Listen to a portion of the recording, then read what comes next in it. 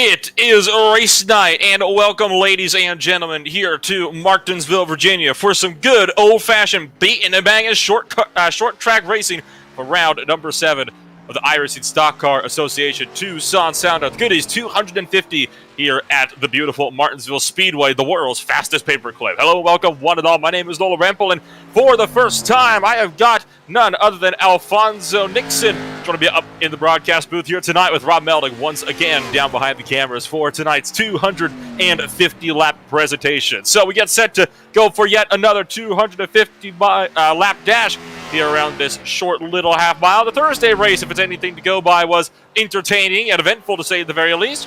You wonder, Alfonso, though, if the green flag runs tonight could be just that little bit longer. Well, we're going to hope that we can get this thing wrapped up with such a short field, Nolan. But, yeah, just excited to see how this thing comes together tonight. Anybody you looking for as a favorite? Honestly, it's a bit of a toss-up at the moment when you get to the tracks like these. It can kind of be a bit of a... You kind of never really know what can happen here because every driver is definitely prone to making errors here. Nobody is safe, but so far, Chris Johnson has proven in that 48 car that he is the driver to beat tonight. Although that being said, Adrian Watts is presently at the top of the qualifying boards as Chris Johnson logs his first qualifying lap out of 2 on the boards for tonight.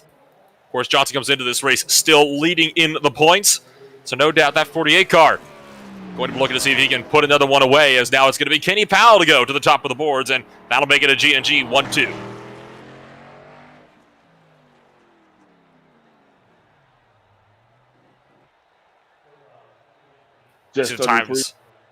Oh, go on. Just under 3 minutes left in qualifying as we get this roster set for tonight's 250 lap dash.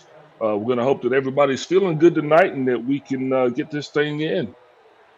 Oh, absolutely. I mean, you take a look at how the timing is looking over on the left-hand side, and it is unbelievably close. 1/1000th of a second separating Kenny Powell from Gary Adamson for first and second, and from there, it is just 300ths back to Chris Johnson and another 1,000th to Adrian Watts. So you've got the top 4 here separated by just 31,000ths of a second. It is an unbelievably quick lap time as the 0-1 of Joshua Watson takes a slide on his first qualifying hit. Didn't cross the line, though, so to be able to reset and go at it again here for his second flying lap. Still 2 minutes to go, and you talk about how this race could just fly by. I mean, it is 250 laps. It seems like a long time, doesn't it, Al? But that doesn't mean the race can't fly by. I mean, we're talking sub-20-second laps here.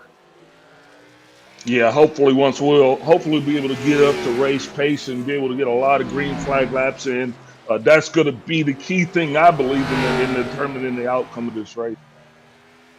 You see Joshua Watson on his second and final qualifying lap. He crashed, of course, as we saw just a moment ago on his opening lap, seeing if he can maybe log away a second one. Going to come across the line.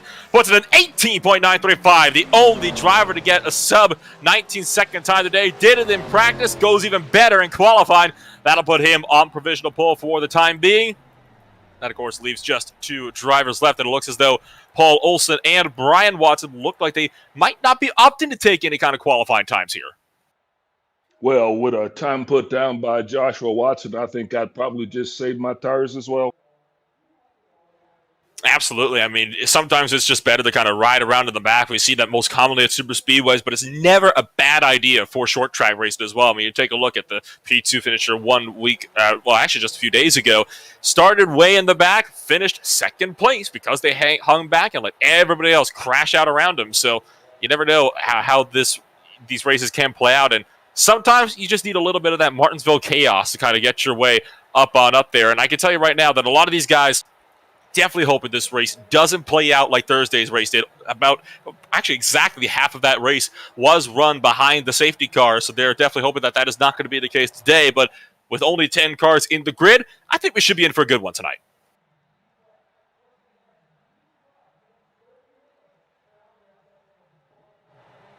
Yeah, hoping that the pace car doesn't lead the most laps tonight.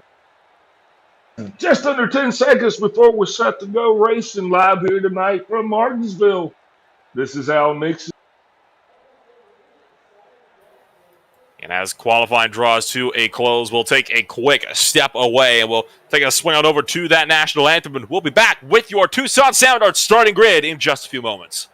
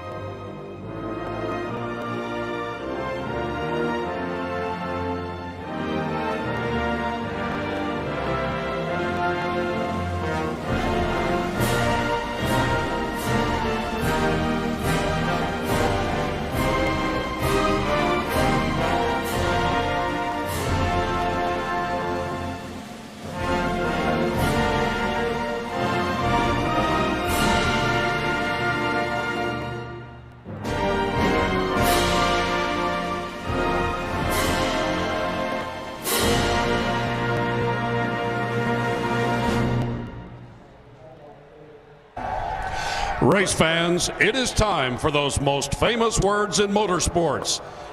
Drivers, start your engines!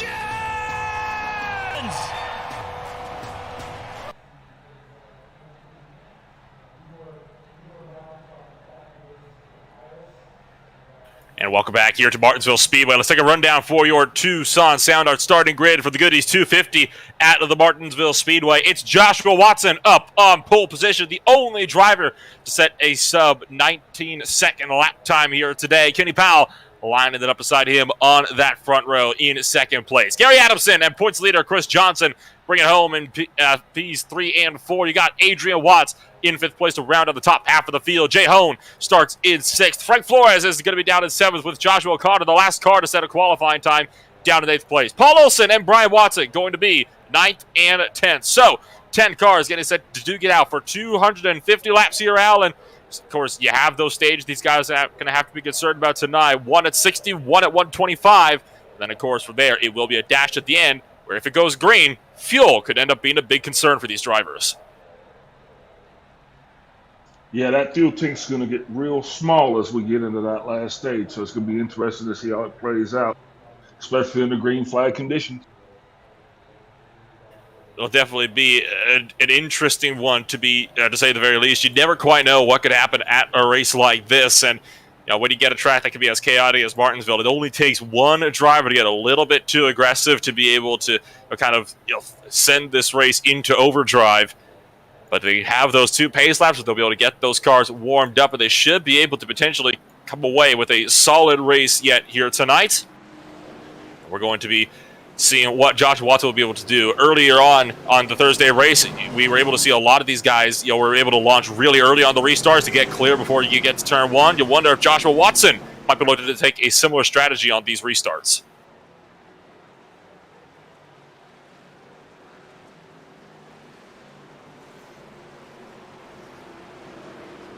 So coming around through turns 3 and 4.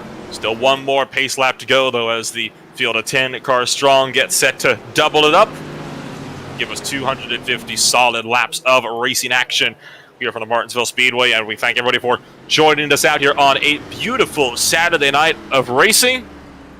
And currently it is about 80 degrees Fahrenheit down on the track. Winds just off to the south at about 4 miles an hour. So your final thoughts here, Al, as we get set to go racing for the paperclip.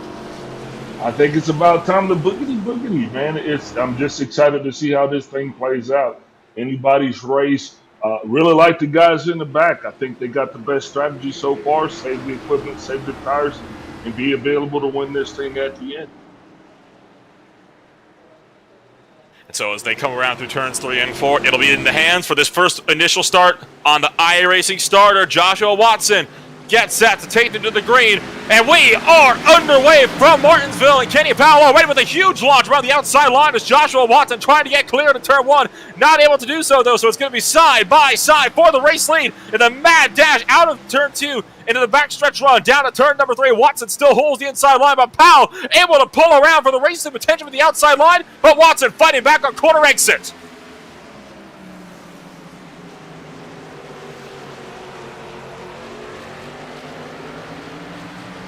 And it was Kenny Powell to lead that opening lap, but Joshua Watson now is going to be able to pull away and be able to pull around and retake that racing down to 3 and 4, and he'll end up pulling away with that lead on lap number 2.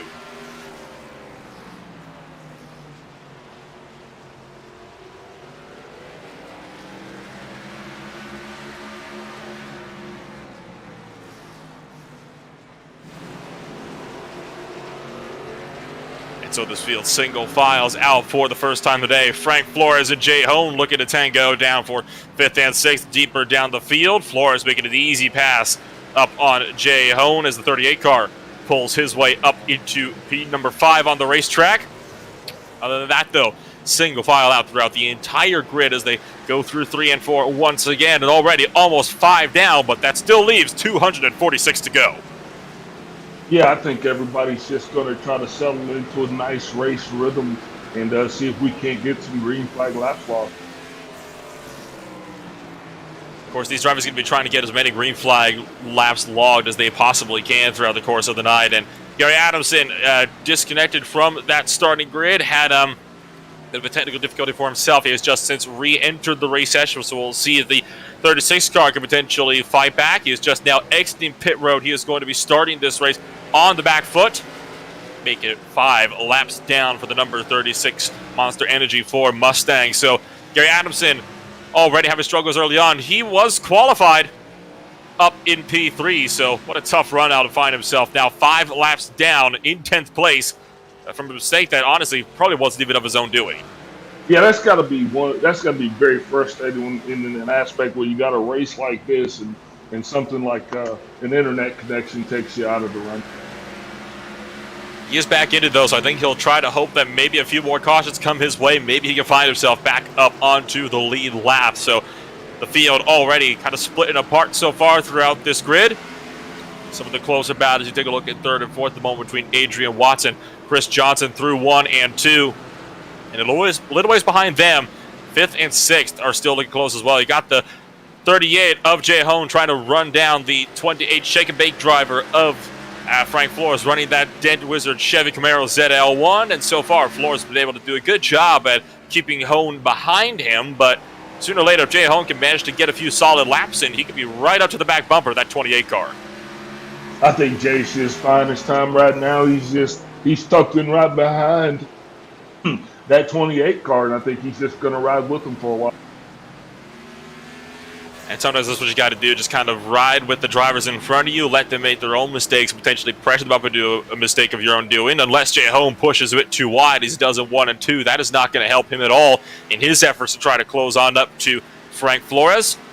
So Flores starts to pull away for P5 just up the road as the lap counter enters double digits. And how about we look up front to that battle for 3rd place, still picking up as well, Adrian Watson, Chris Johnson. They were looking tight a couple laps ago, but that battle has since started to split up. But swinging wide too deep is Adrian Watson. Chris Johnson tried to stick his nose in there, but Adrian Watson came down to cover just in time. Well, these guys right here definitely going to be battling for position, and I love how he shoved his nose in there, but shut it right back on him. A little bit of a left front lockup for Adrian Watts sends Chris Johnson up into 3rd place and onto the podium. Your points leader looking really solid to try to pull away with yet another race win here in this Saturday Night Cup Series. That 3rd place is going to be good for him at the moment, but it is a long way up to Joshua Watson, who is now over 2.5 seconds up the road. And 2.5 seconds might not be too long at some tracks like road courses, but at a track like this, it is a lifetime.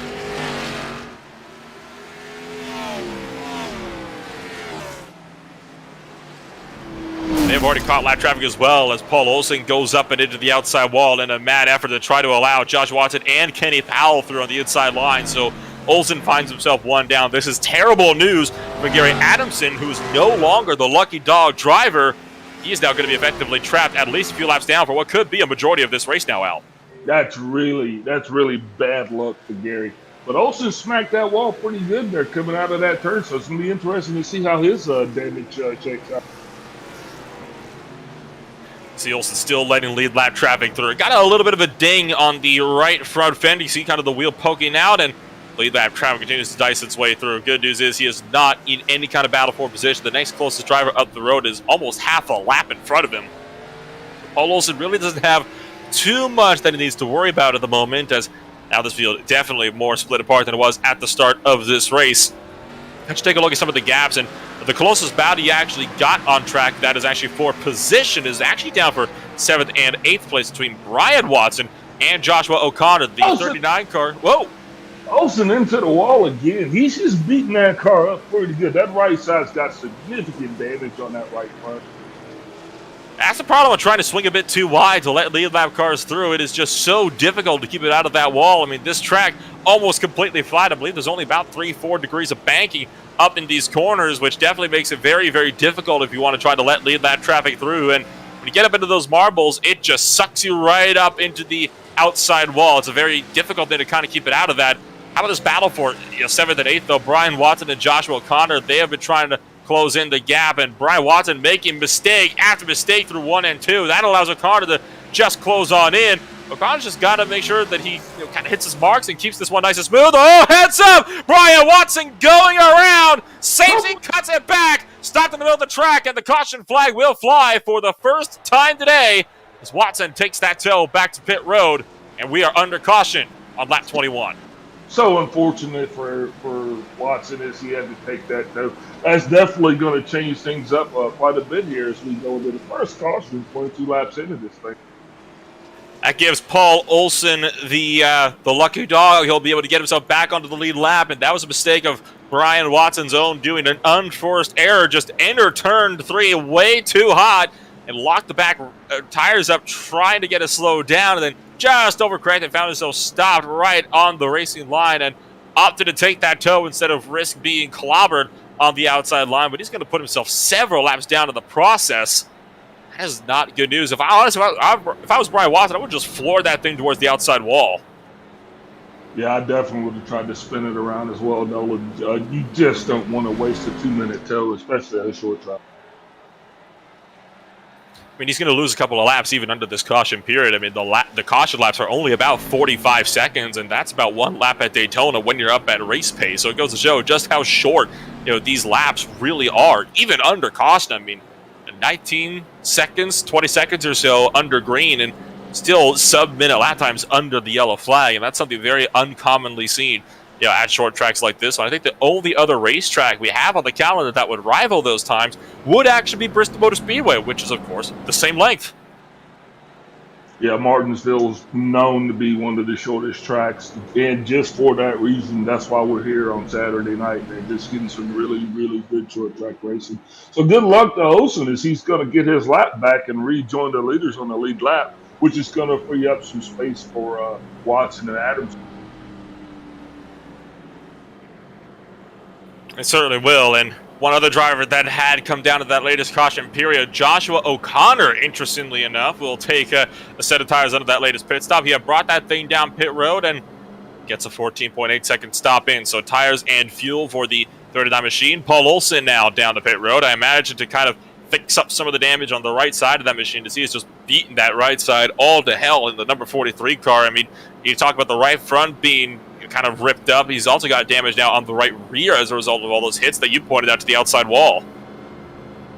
Yeah, I think the one to watch, though, is definitely going to be Adamson. I think he's hungry, and he's putting down some blistering lap times as well. And he qualified up on 3rd position earlier in this race. It was just misfortunes for Gary Adamson that sees him now 5 laps down. And if Brian Watson is not going to be staying in the pits anymore. He is out on track, but 3 laps down. So once again, Gary Adamson trapped some ways back. And the way it sits right now, assuming everybody else stays on the lead lap, it would take 8 more cautions for Gary Adamson to get back onto the lead lap. That is not good news. He's probably hoping at the moment for Brian Watson to have some struggles of his own, which would allow Gary Adamson to work his way up there onto the lead lap, and maybe he could pass for the lucky dog. Who knows? But we are now 1 lap to green. Pace car about to pull down a pit road, and will be in the hands of Joshua Watson this time. Joshua Watson will get to pick where he wants to launch this field. Usually we've seen drivers launching it through turn 4 this last time by through the Thursday Night Cup Series. And it's going to be a similar story. We're back to green flag racing in Martinsville as Watson leads us into turn 1. We got Chris Johnson trying to find inside of Kenny Powell, but that pass goes nowhere. So already in the field, single file. And now by the time they get down to 3 and 4, nobody able to make any moves just yet. Joshua Watson looking set to try to pull away into 0-1 machine from Kenny Powell just in behind. And Chris Johnson potentially looking hungry in 3rd place just behind. He's worked his way already up a couple of spots today. Started 4th. He now sits right on the last step on the podium. But I have a feeling he is not going to be content to stay there. Oh, definitely not. I think we haven't even begun to see any type of racing right now. Everybody's just biding their time, I do believe. Just kind of sitting back, biding their time, wanting to try to, kind of work their way on up there, get yourself into a better rhythm before you actually properly try to send yourself through this field. Start to pick up some serious time. The top 4 on pace alone already starting to break away. And that leaves the battle for 5th and 6th place between Jay Hone and Frank Flores. Saw him pick it up a little bit under the latest green flag run. And who knows, maybe could pick up even more on the second green flag run. Look out for Joshua O'Connor, though, on the fresh tires, trying to close in and potentially working a spot up. on that 38 Mustang just up the road. O'Connor trying to find the outside line here, maybe go for an over-under down the backstretch.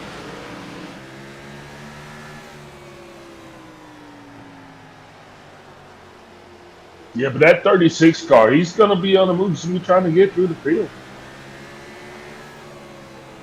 And O'Connor has to tuck that one in line. Just no room for him to make that pass, but gets so close to the back bumper of Jay Hone in the 38. And Frank Flores looking to take advantage of this to kind of just pull away with a 5th place just up the road. But Flores making a few of his own mistakes, being given a lot of pressure that he's having to weather here from Jay Hone. And O'Connor is looking antsy further down behind them as well. No doubt he'll be trying to find any kind of speed he could get to work his way out and potentially take that 5th place away.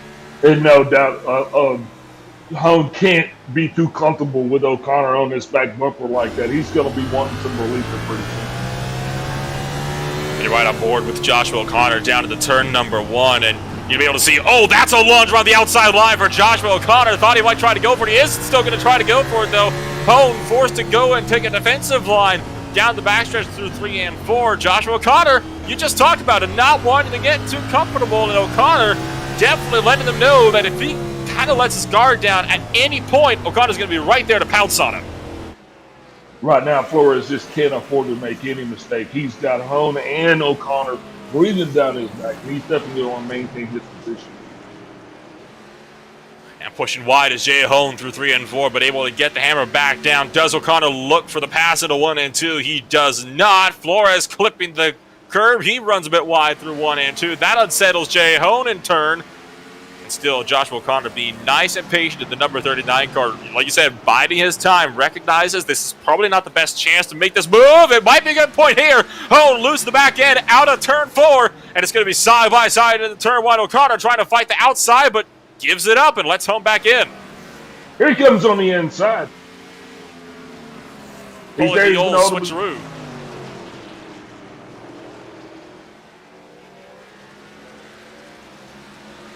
39 gets about a 38 as he gains that position, and now the hunt's on for Flores. Got a bit antsy there between Jay Hone and Joshua O'Connor, but O'Connor able to take that spot away in the battle for 7th and 6th.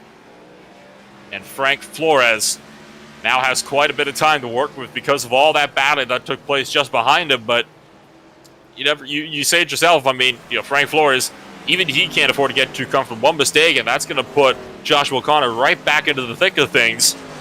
But as that battle for 5th, 6th, 7th, and 8th has kind of split apart, the battle for 3rd, 2nd, and 1st has been anything but. Joshua Watson has not been able to pull out as big of a lead as he would have wanted. You can see Chris Johnson starting to kind of apply some more pressure to the back bumper of his own GNG teammate, Kenny Powell, just up in front of him. I think O'Connor's just settling into his race. He's showing very consistent lap times. Some of the cars are starting to drop off, but he's not really dropping off at all. It's like he's starting to find his race rhythm.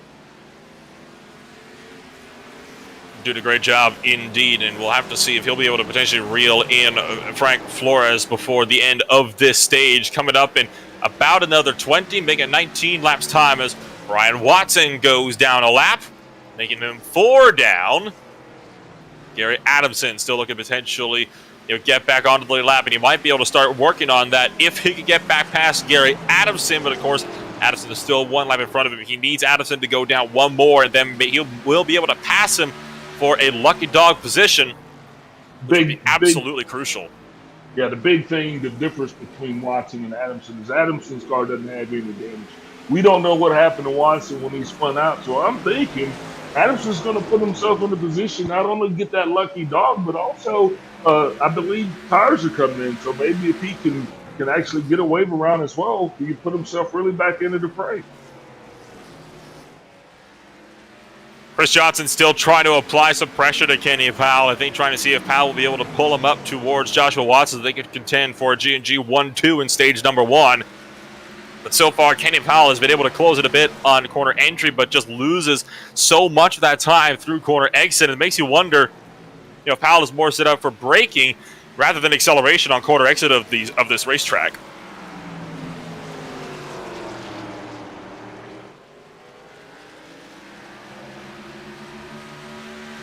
We talk about that battle, further down the order between Flores and O'Connor. We were looking to see if that was going to close. Well, it certainly closed in. Joshua O'Connor all over the back bumper of Frank Flores in the battle for 5th and 6th. The 28 car going to be under fire from the 39. O'Connor has the run down the back straightaway looking for the bottom, but Flores going to come back across and cover off that inside line for 3 and 4. O'Connor thought about putting the bumper to him, but wasn't quite close enough to make it a realistic opportunity. Loses a bit of time that last time by on corner exit, but I think he might be content to kind of just wait here as they are both starting to reel in. Adrian Watson 4th. Yeah, but meanwhile, those leaders are just slowly driving away with this thing. They're going to find themselves in a position eventually to put some of these guys a lap down. It won't be too long before they find themselves in that position. I would imagine they'd be able to potentially put up Paul Olson one more lap down, and maybe that one lap before this stage is over. And so far, still no looks for the position up or down throughout this field. Joshua O'Connor still trying to apply the pressure for Frank Flores as Chris Johnson thought about opening up the door on Kenny Powell into turn 3. They got alongside each other just on corner exit 2, but Johnson decided to back out and tuck it back in line. Yeah, I'm actually impressed that Flores is actually able to stave off both O'Connor and Home. He's actually put a little distance, giving himself a cushion there. Just has to try to run down Adrian Watson. He will be all good to go. And still watch Kenny Powell trying to keep Chris Johnson, that points leader, further in behind. It has not been a very easy run for Kenny Powell to keep Chris Johnson at bay. Johnson has been charging these last few laps as we come to 9 laps to go here in stage number 1. Comes to the conclusion at the end of lap number 60, and it's worth noting as well that pit road closes 2 laps prior to that stage ending. So if you are going to come down to pit road, it would be in these next 10 laps or so. But I have a feeling we're not going to be seeing that actually, because you go down to pit road here under green, you're guaranteed to be losing about 3-4 laps. Why would you want to take that risk if you could just come on in under the stage caution, right? Yeah, agreed. The only advantage would be if a guy's trying to get a wave around it. But right now, I believe it's just too tight.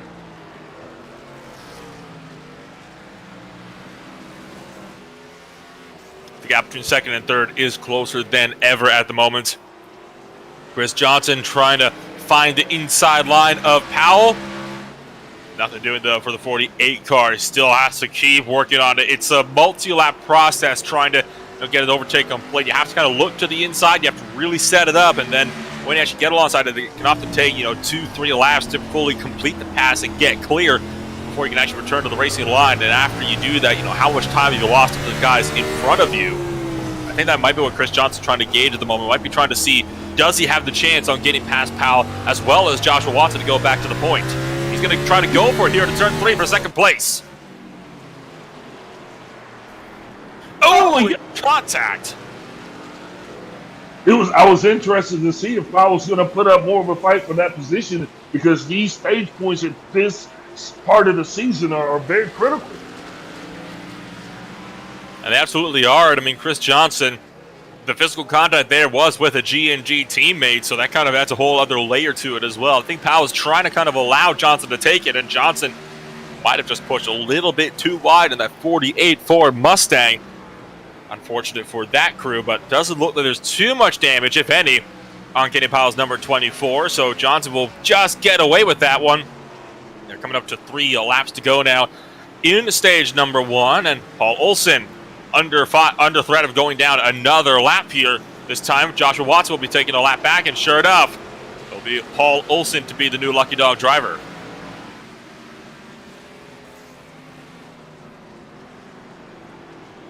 Yeah, it was interesting to see if Olson was going to be able to stay on the lead lap. That's just going to be so unfortunate for Adamson and Watson, because I think Olson's going to be in and out of that lead lap, just securing that lucky dog position a lot for himself. And meanwhile, pit road has been closed as we are 2 laps to go in stage number 1. Make that 1 lap to go this time by. Joshua Watson has just pulled away with this lead, and it has been no contest so far for the 0-1 car, who has been doing a phenomenal job on keeping that thing out in front. Now he just has to negotiate 2 more corners, and he will have a stage 1, no doubt, in the bag. So Josh Watson coming through 3 and 4. He will take victory here in stage number 1. That's an extra 5 bonus points for him. Stage 1 complete, stage 1 in the books as we look at the leaderboard here going into this first break. Very good racing, Nolan, so far. I mean, only one caution. I think most people will be coming in to get some Sunoco racing fuel and a set of Goodyear tires. What are your thoughts? I mean, why wouldn't you, right? I mean, you have a free caution. It's lap 60 into a run. Why would you not come down? You'll get a solid, set of Goodyears and get some more fuel into that race car. You have that free caution. You got 5 sets of tires to work with. You're 60 laps into a run. May as well. Leaders are coming down the pit road.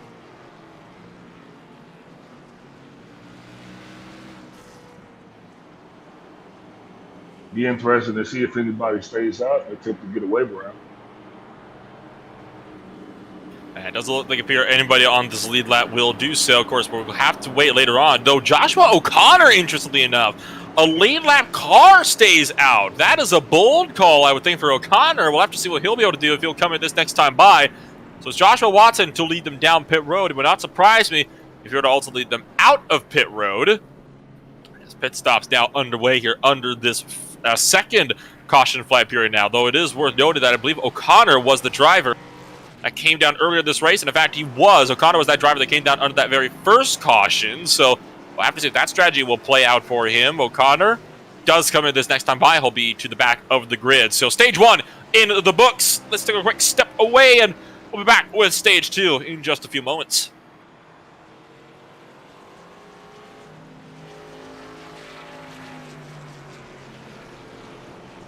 Butt Kicker. Feel what you've been missing.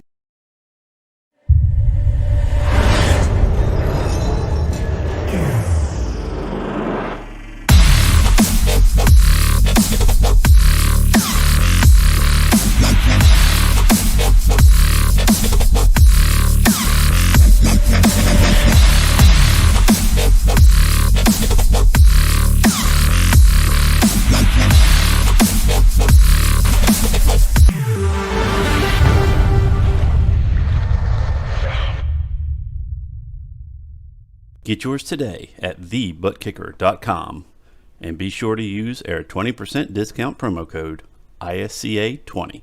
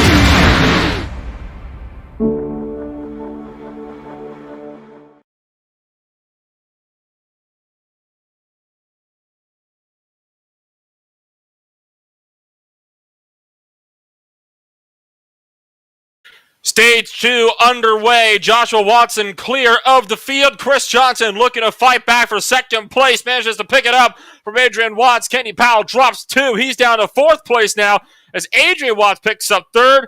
And I have a feeling that Joshua Watson now might not be too safe up there in the lead for long. You know, risky move staying out on tires, old or young. We're going to see how this plays out for him. Definitely not going to secure that stage win for him. I agree with you.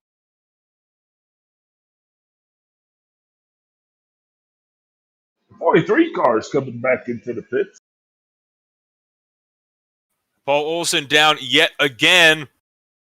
And this is bad news, I'd imagine, for that number 43 car. We'll have to see what this is for. Did he potentially forget something on his last service? Or could it potentially be a penalty? There's only one way to see, and, well, we'll take a look at what the pit stop delta could be. You see Olsen, bottom of your screen. This is not good news for that 43 entry.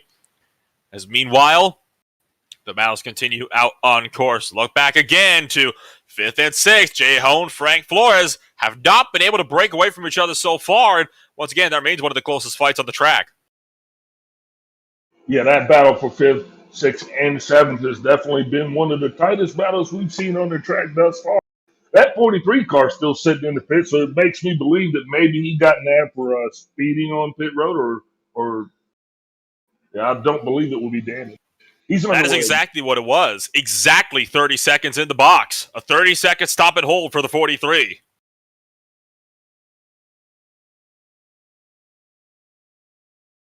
So Olsen is now out of the lane after being stopped for 30 seconds in his box. Over a minute spent on pit road where the lap times are sub 20 seconds quite often. Terrible news for Olsen, who now finds himself 3 laps down, and that will leave just 7 cars now up on the lead lap.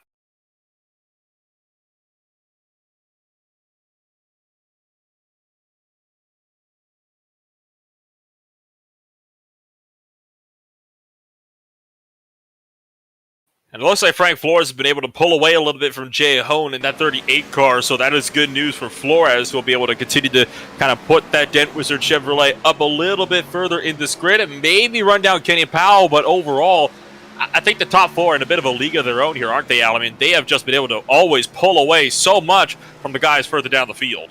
Especially with Johnson, Watts, and Powell. These guys have been out front literally the entire race. It's going to be interesting to see how long Watson can stay out front with his tire situation.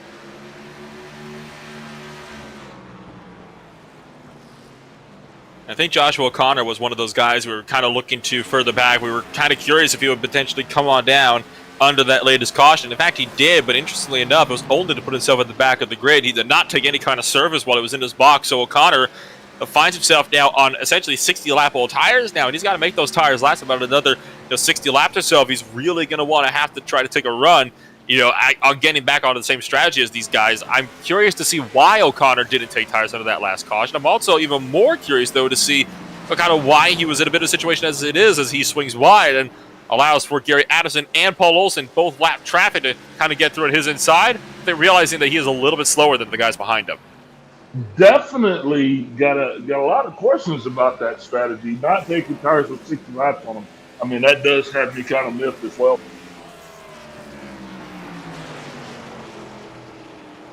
Well, whatever the case, O'Connor has made that strategy call, and he has just got to lay with it now for the time being. And how about that battle, though, for 5th and 6th? Still among the closest gaps you have on the track. But even that has been able to extend out to a couple of car lengths now. I mean, Frank Flores has been doing a good job on keeping that 28 car further up in the order. The Chicken Bay crew has definitely been doing some good work tonight to put that car up into 5th place. And so far, we have yet to see Flores drop anywhere outside of 5th since he took that spot away near the start of this race after starting in 7th. And a true measure of just how effective those tires are. If you watch how far Flores and Honda pull away from O'Connor, they've got 5 seconds that they put on this guy already. Just since we've come out under caution.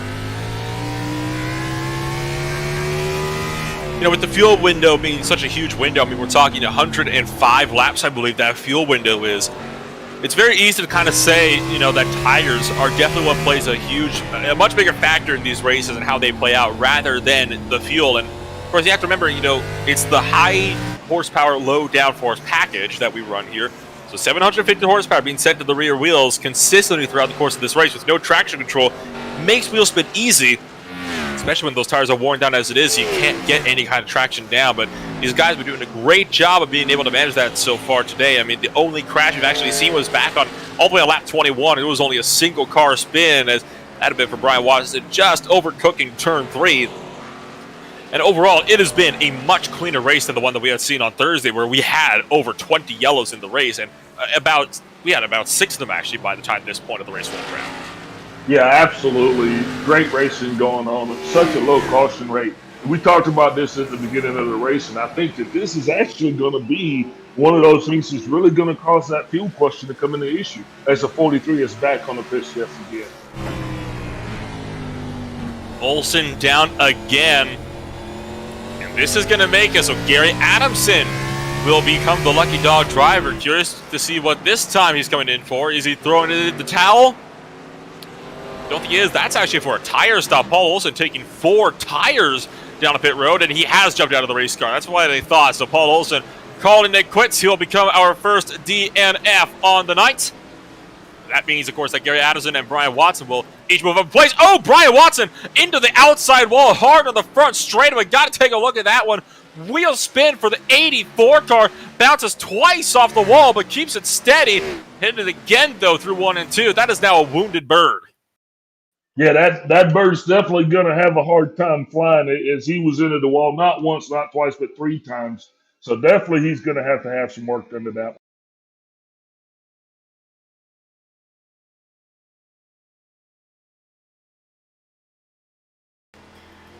I believe this replay might have been backed up a bit too far. We're talking this was backed up several laps before that incident had taken place, but it was off of turn number 4. He had just kind of spun up the wheels, shot into the outside wall, that bounced off it a second time as he was trying to gather it up, and that caused him all to miss his braking point for turn 1 and swing really wide all the way throughout. Yeah, it was a rough run. Watson having damage to both the right front and the right rear is definitely going to affect his handling, so it'll be interesting to see how much he falls off here on this race. And take a look back up now to the live pictures. You can see Chris Johnson and Joshua Watson still trying to, like, Josh Watson's been trying to pull away in the JBR 01 machine, and Chris Johnson is doing a good job of just trying to kind of hang with him here. Johnson is doing a phenomenal job so far today, being able to work that car up to second place, and his battles are not over by any stretch of the means just yet. He still has time to potentially run down Joshua Watson, but I mean, look at the gap. Over a second now on Joshua Watson, and you have to kind of wonder, does Joshua Watson just have too much space under that car to be able to really have anything for these guys behind to mount on him? Yeah, Watson's definitely feeling comfortable on this track. As you can tell, he's definitely, as Jay O'Connor actually goes a lap down, which is really bringing into question more about that pit strategy or the like thereof. So O'Connor now becomes the first car 1 lap down, and he had so much pace on that last run when he was on similar tires to the rest of the field. Not anymore, though. O'Connor will find himself 1 lap down, and they'll have to hope that he doesn't go 2 down so he can get back onto the lead lap by the time stage 2 rolls around, which is still not going to be for about another 33 laps or so. That's got to be really disheartening to the 36 of Gary Adamson. I mean, he's been waiting patiently, but yet not one lucky dog for him here this evening.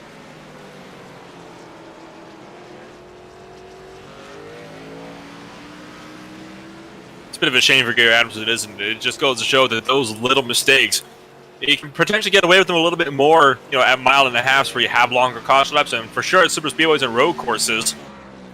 Short tracks, though, I mean, you just can't. I mean, the smallest little spin, you can easily lose a quarter, a third of the lap in just 2 to 3 seconds. I mean, you have to be on your game. Martinsville has got to be by far one of the most exhausting tracks to drive on the NASCAR calendar, and for good reason. It is a very physically and mentally demanding racetrack. Yeah, and you definitely can tell that just looking at the lap times of O'Connor. He actually just turned his fastest lap in a while there on lap 92 at a 20.156. So he's still showing signs of a little life. And interestingly enough, his fastest lap overall was the one that he had set on lap 70 on those worn tires. So O'Connor proving that he still has some pace underneath him. He just got to kind of reset himself and I think kind of work his way back up through the order. He is, of course, still that lap down. I think at the moment, though, if he could get another caution that would force everybody down pit road, he would be smooth sailing because that would put him back on the lead lap at the moment. Yeah, I think they're going to definitely need a caution because otherwise I'm afraid that Watson's just going to continue to stretch his legs and his lead.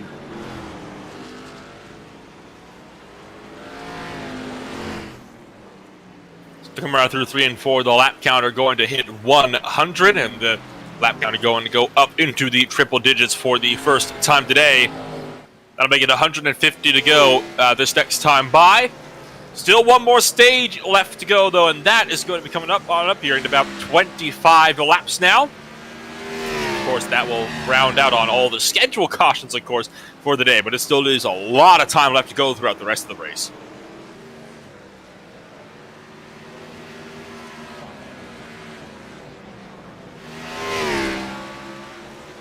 Yeah, Watson is definitely, he's picking up the pace a little bit, but definitely you can tell he did suffer some damage with that earlier contact with the wall.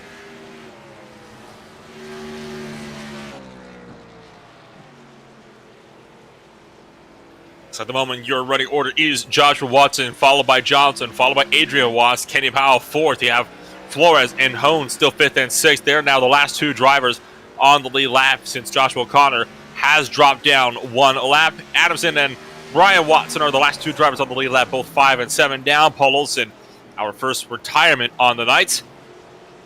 And no doubt, still the potential to very much not be the last of the retirements on the night as well. So we continue to kind of log the laps away.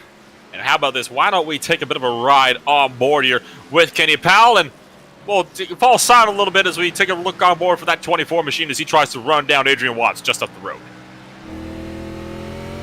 Riding on board with the 24 Kenny Powell, you're going to notice he comes into 3 and 4 hours, getting on the brakes, entering that turn, letting that car coast around, get back on the accelerator as he comes around that straightaway.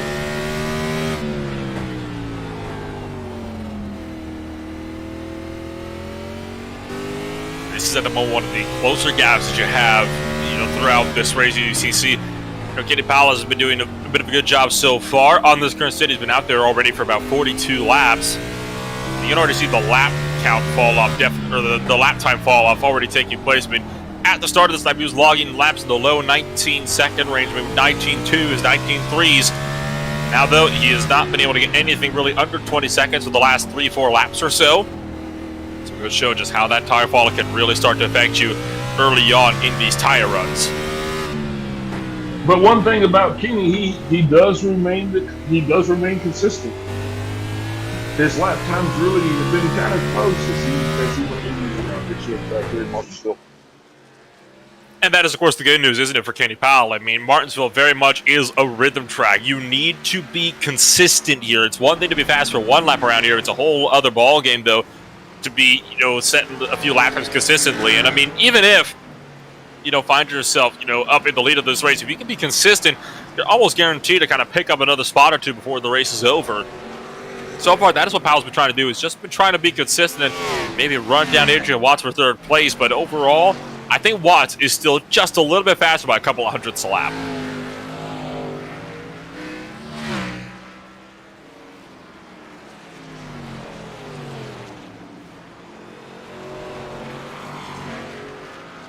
Yeah, obviously Powell's just waiting on Watts to make a decision, make a mistake. In this stage of the race, that's exactly what it is. Like you said, the concentration is so intense. These drivers, they have to establish that rhythm, stay in that rhythm, and just like play that. Every note has to be perfect.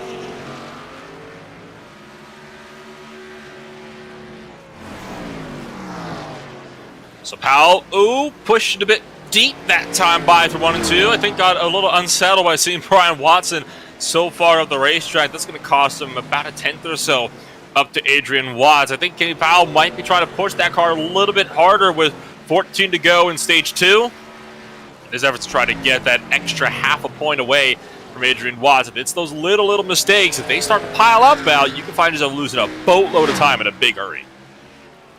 Especially at this stage of the race. This is not the point where you want to make a decision, because with this field being as small as it is, every second, every tenth of a second is going to be very important.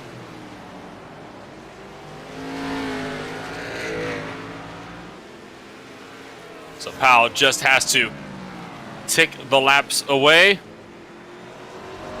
And we'll hopefully see that if Kenny Powell will be able to close on up to Adrian Watts before this stage is over. But, I mean, you look at how big that gap is. It's about half a straightaway now down in the turn number 1. I have a feeling that Powell is not going to have anything for Adrian Watts. This is going to be a battle that might have to go down to stage 3.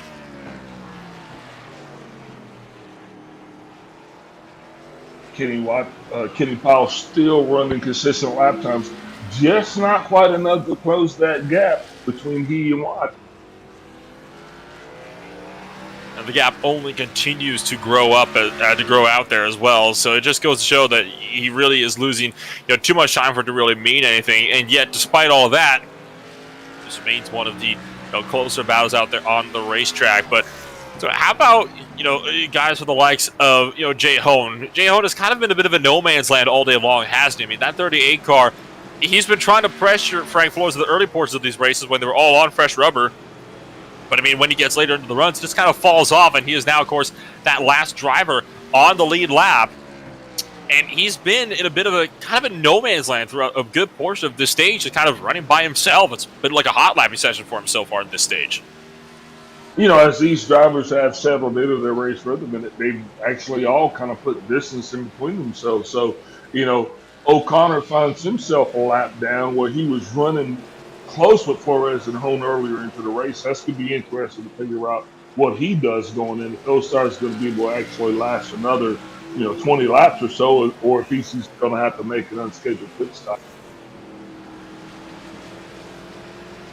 Still 6.5 laps remaining in stage number 2. So little time left to go. And at the moment, the only drivers that are necessarily close are not for position on track. It is just, lap traffic, just trying to kind of let each other through here. And at the moment, the driver to watch is Joshua O'Connor. He does not want to go down another lap. He wants to be able to use this latest stage to get on the lead lap, as Brian Watson having a bit of a moment out of turn number 2 and really slow now on the apron as he lets Gary Adamson through from the outside line. But O'Connor, he's been having a decent run so far. He is just hoping at the moment that he doesn't go down that extra lap, which would effectively kill his run to try to potentially come away with the top 5 in this race.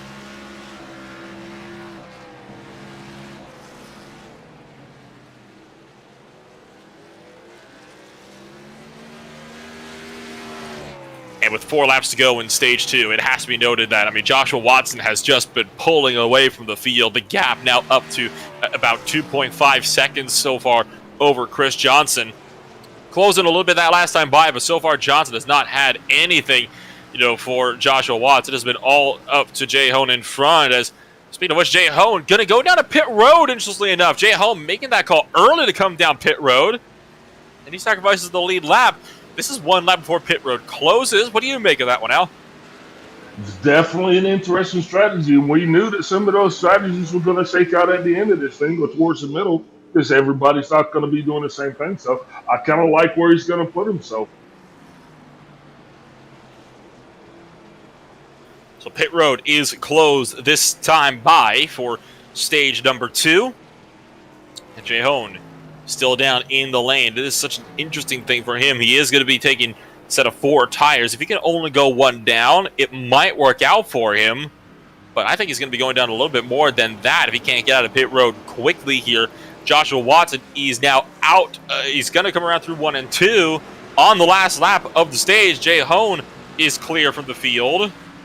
And sure enough, he is several laps down. That was a terrible call, I would say, for Jay Hone. He's going to be trapped multiple laps down as a result of that. But Watson going to come out of turn number 4, and he'll take a win in stage number 2.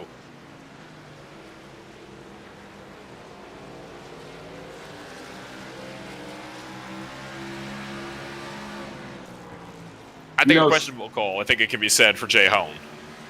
Sometimes you just try to give the driver the benefit of the doubt. But, yeah, definitely going to have to ask a couple questions about that call. And now, under this latest caution, we will get to see how the strategies could shake up. But I'd expect, once again, everybody to come on down, save for Jay Hone, to get 4 tires and fuel.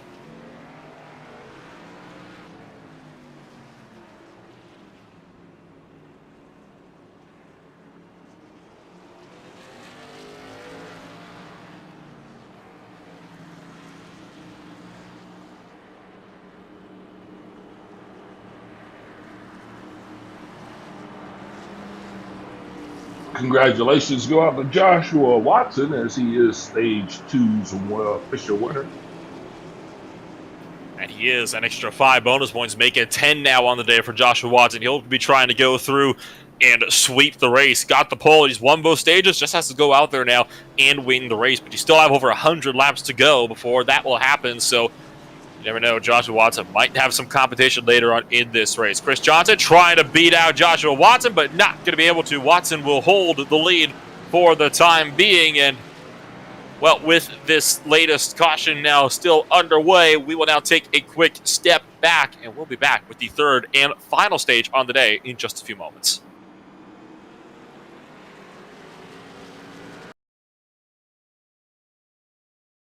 Ow. Ew. Ow. Ew. Want relief from tough pain without the tough taste? Try Goody's Cool Orange. Goody's fast, Goody's delicious. Because pain relief shouldn't be a pain to take. Goody's flavors, taking the pain out of pain relief.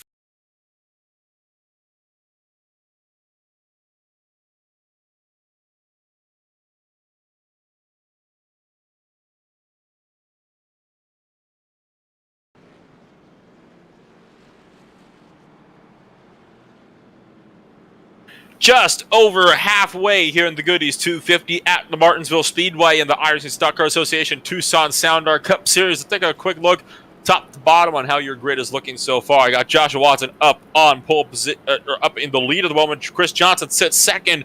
Adrian Watts is third. Kenny Powell fourth. Joshua O'Connor in fifth, though he is down pit lane, so he'll be dropping down to sixth place at the end of this one. Frank Flores is going to be retaking that fifth place, which, of course, will bump O'Connor down to sixth. You got Jay Hone at the moment in seventh. Gary Adams in eighth. Brian Watson is down to pit road in the number 84 machine, and he appears to be getting some damage fixed up on his machine. Has been stopped at his pit box for well over a minute now. And Paul Olson kind of departed from this race about 48 laps ago after he himself had a drive-through penalty, and he has been in the pits for the last 16 and a half minutes or so. So lights are going to be out on the pace car, and Al, we get set to stack them, double them up, do it all again in stage 3 for the final 120 laps. And here we go for our third and final stage. This is going to be the one. This is where all of the fuel decisions are going to work, and hopefully there won't be any cautions.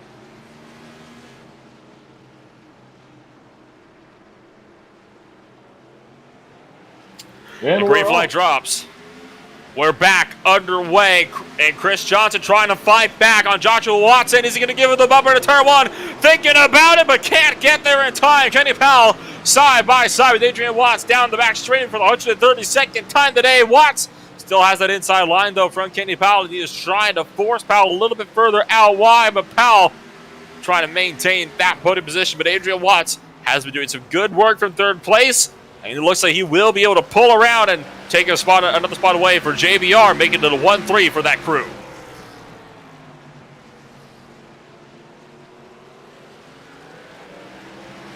So it's JBR running first and third, G&G second and fourth. It's a bit of a pattern we're starting to see emerge here as the top four once again single file out down into turn number 1 as we get set to close out this second half of the race. And we'll see what these drivers will have for us in the final laps of this race. We get closer and closer to the end of this one. Chris Johnson, I think, had that one chance out on the initial start to give Josh Watson the bumper and move him out of the way. And unfortunately, he didn't take it. I have a feeling we might be seeing Joshua Watson once again start to pull away.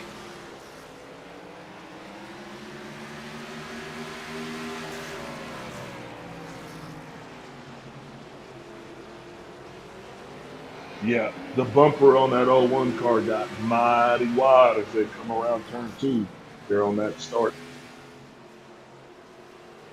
Don't forget as well that they, of course, have got that fuel that they're going to have to contend with, later on in this run. Estimated 90 laps for these guys. And, of course, with them having already been out there for about, 10 laps or so as it is, that means it'll be, I want to say, roughly about 30, 40 laps or so to go before they're going to have to come on down one more time in this race, and that should cause for some pit stop calamity. You never quite know how green flag pit stops will shake up here in Martinsville. You very rarely see them even in the real world in Martinsville. Usually a caution comes out to kind of save drivers from having to make that run down to pit road. But just how stage 2 went, how clean it was, we might see that come into play tonight.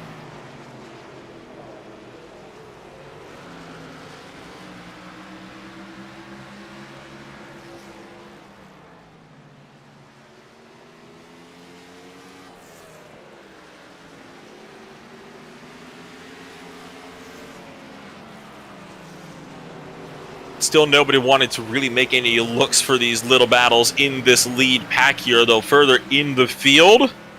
It's a bit of a look from Jay Hone on Frank Flores, but that battle, of course, they are now on different laps. I mean, Hone's a lap down from Flores, so it's not like it would really mean anything, even if you were going to find the inside line.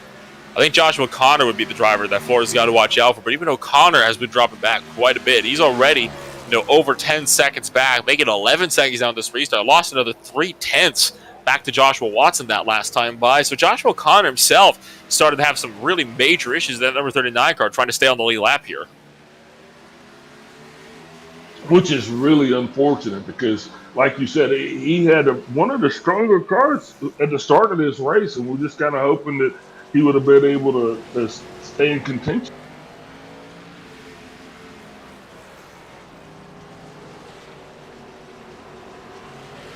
So back up to the race lead, Joshua Watson looking to potentially pull away with a first place here at the moment. And how about really wide range watch deeper in the field? That allows Powell to pull alongside in the battle for third and fourth. The 24 car going to go down the inside of Andrew Watts into turn one, trying to take it away. And Kenny Powell up to third and into the podium here on lap 144. Kenny Powell not sparing any Goodyear rubber at all as he locks him up going in there to make that move. But look at how much time that pass cost them up to the leading group. I mean, they have lost so much time up to Chris Johnson. The gap is now almost 2 seconds just up to Johnson alone, let alone to Joshua Watson. That might have been the wrong move for Powell to try to make that move. I know Adrian Watts pushed it a bit wide, but I mean, when Powell threw it down the inside of turn one, it caused them to lose that much more time. And now they're going to have a lot of recovery work to do in this race if they're going to try to, work their way back up, potentially finish even better in this race rather than just third and fourth. Additionally, at that same time, the battle for fifth and sixth had heated up as Flores was defending his position against Hone. Of course, Jay Hone is still that one to lap down, so Flores currently only really has O'Connor to worry about, but O'Connor is about 4 seconds back behind him, which is unfortunate for Joshua O'Connor, but it's great news, of course, for Frank Flores, because Jay Hone was really his only competition for that fifth place, but now with Jay Hone being a lap down and Flores on the lead lap, he doesn't really have much to worry about. Flores can just kind of, kick his feet up and relax a little bit throughout the rest of this race.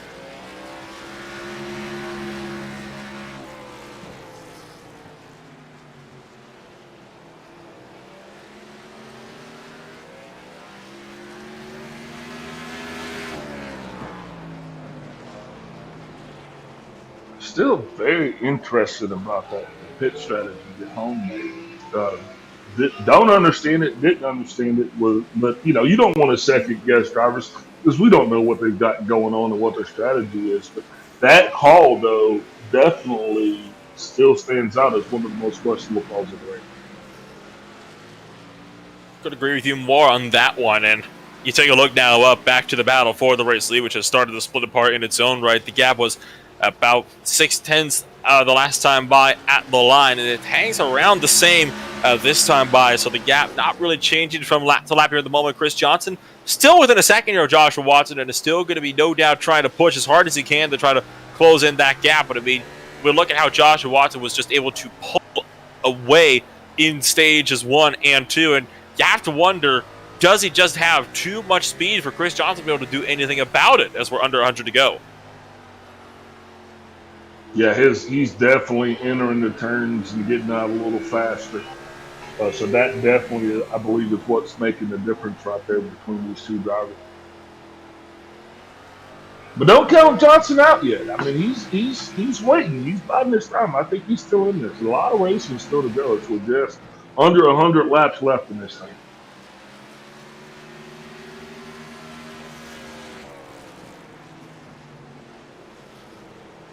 So what are you thinking? What are you thinking about, green flag pit stops? Do you roll the dice when you go in early, or do you stay out late and wait on the caution? I mean, where are you at here today, Nolan? I mean, if I'm a guy like Chris Johnson, we know how much time you can gain on the fresh rubber, right? So if I'm a guy, like Chris Johnson, who's kind of stuck behind Joshua Watson so far throughout this race, I would honestly probably come in excuse me, about a couple of laps sooner, than Joshua Watson probably would if you could try to guess around where he'd come in. Just if you try to go for the undercut, gain about a second or two, on the fresh tires, and potentially you could be up in front by the time you come back out of pit road, and you're not going to have long to defend as well because they've only been out there for about 29 laps or so. Field run is 90 laps with 94 to go. So they're going to be coming in around, I would say, between 25 and 40 laps left to go in this race. That's probably a safe estimate as see Joshua O'Connor losing a lap now, and O'Connor too deep and hard into the outside wall for the 39. Yes, continuing to compound those problems for O'Connor today, man. He's just not feeling too good right now. Try to move high and to allow Watson through, but just way outbraked himself, and that thing was never going to stop in time. Went hard into the wall, and one of that might have maybe broken up the right front suspension a little bit. Looks like he's safe for now. But that car not going to be feeling very pleasant as he has to let Adrian Watts in 4th place through as well. Leaving that closest gap now for position on track up to 1st and 2nd place. And then, you talked about, having the run with pit stops here as well, Al. And I have a feeling, again, come in for the undercut. Get a couple of seconds on the fresh tires and maybe come on out in front of Joshua Watson when you have only about 30 laps to go. Might be able to just hold him off. Yeah, O'Connor didn't do himself any favors on that last incident.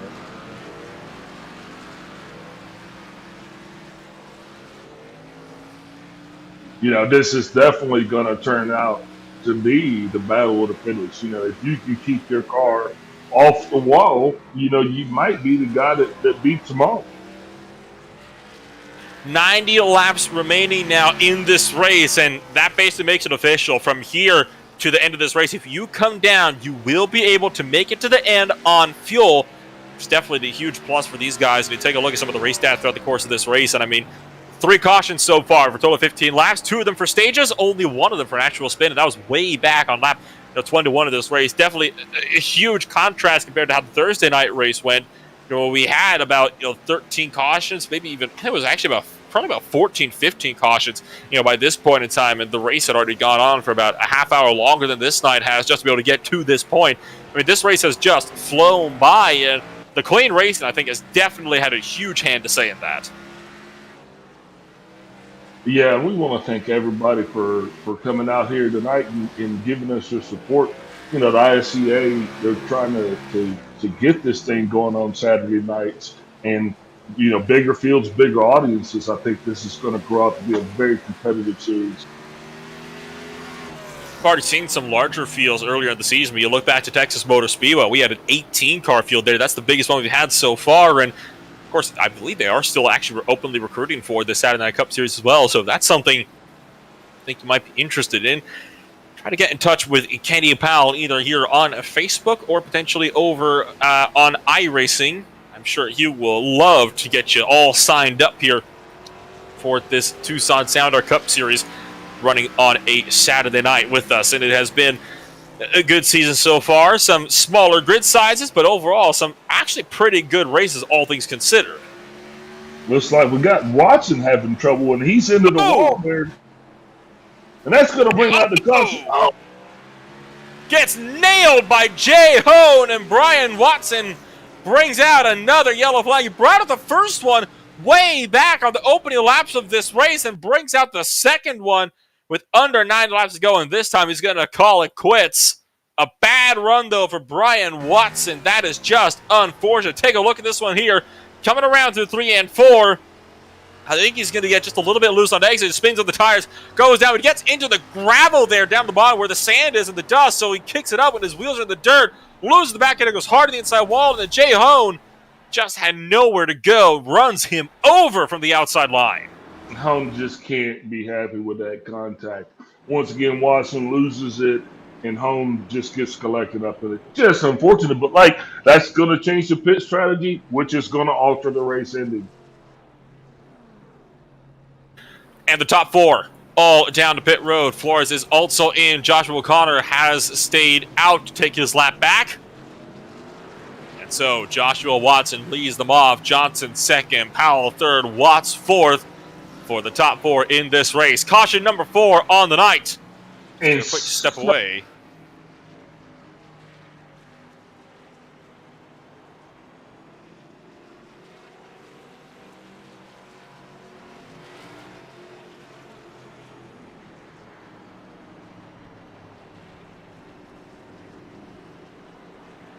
There are moments that surprise and delight the mind and the senses.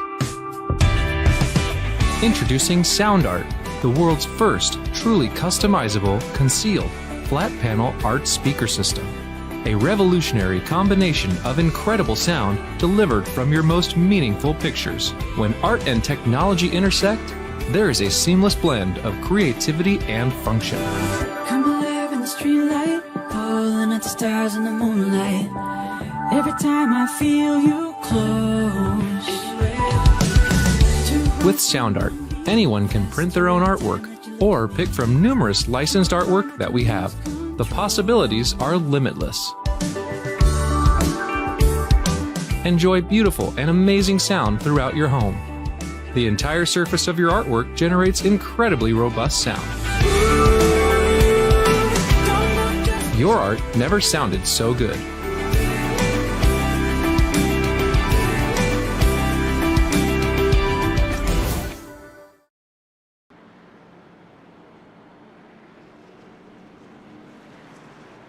Back live at the Martinsville Speedway, and none too soon. 1 lap to green here from Martinsville, Virginia, and this time it will be just a meager 80 laps to go. When we take that green flag out, and of course this means we can now make it to the end on fuel. I have a feeling we're not going to be seeing any more drivers coming on in under green flag for pit stops. yeah, just so unfortunate for Dejon, though. He put himself in a position to try to get that lucky dog, and he just got collected up. So we'll see if he can make better of his bad decision as we come to green. And Joshua Watson going to lead them back. This time it's a terrible launch for Chris Johnson. The outside Powell goes up the inside, and watch out for Adrian Watts trying to find the middle. Powell's clear in a second place. Chris Johnson falls back to third and is trying to keep Adrian Watts at bay. Watts still hunting for the inside line, pushes up, nearly cleans out Chris Johnson in 3 and 4, but the 48 car hangs with it and manages to get clear before turn 1.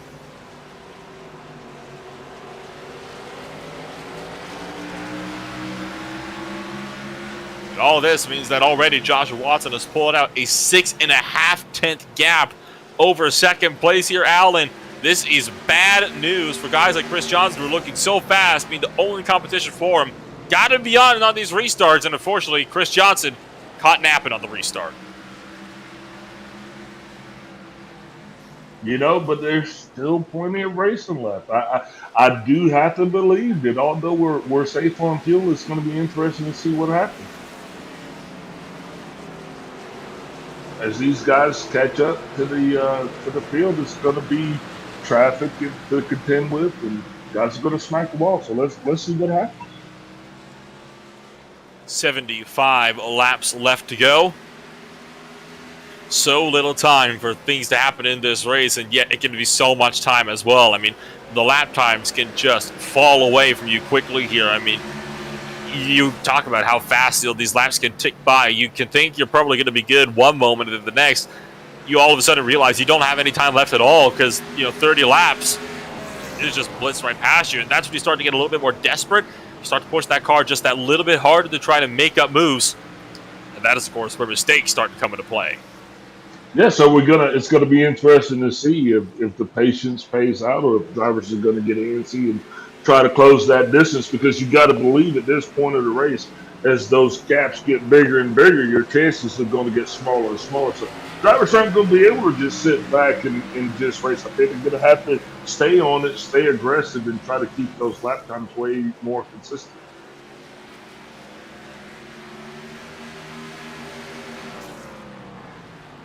And, of course, we were having so many discussions early in this race about what would have happened, if we were to have green flag pit stops. And I was kind of skeptical about us being able to have green flag pit stops throughout this race.